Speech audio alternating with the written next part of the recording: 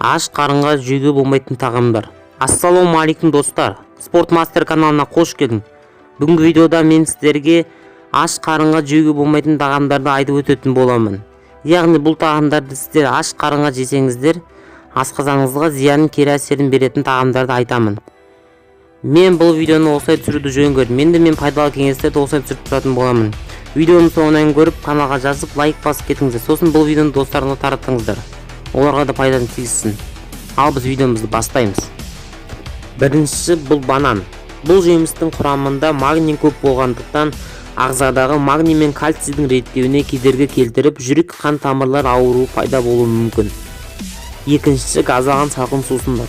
Бұл сусындарды бәріміз ішеміз, бірақ бұл сусындарды аш қарынға ішпеуге кеңес беремін. Ол асқазан мен ішекті тітіргендіріп, ферменттік реакцияларға зиян келтіреді.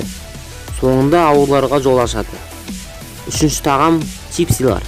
Бұл тағамды аш қарынға мүлде жеуге болмайды. Чипсидің құрамында түрлі қышқылдар асқазандағы сөдің көп бөлінен, оны жеген соң біраз уақыттан соң адам асқазандағы ыңғайсыздықты сезінеді.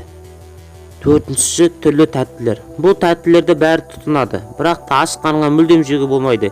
Өйткені тәтті жегенде қандағы қант мөлшері ұлғайып, соңында көз ауруларына алып келеді. Достар, егер де видео сіздерге ұнаса, каналыма жазылып кетейік. Бұл тағамдарды аш қарынға жемеуге кеңес беремін. Видеоны достарыңызға таратып, каналдың ары қарай дамуына үлес қосып кетіңіздер. Мен осындай пайдалы кеңестерді осылай түсіріп отырамын. Алдағы уақытта каналымнан әртүрлі жаттығулар мен пайдалы кеңестер күтіңіздер. Егер менің қандай видео шығарғанымды қаласаңыз, видеоның астында өз пікіріңізді қалдырып кетіңіздер. Мен сол комментарийді оқып, сол видеоны шығаратын боламын. Келесі видеода кездескенше сау болыңыздар.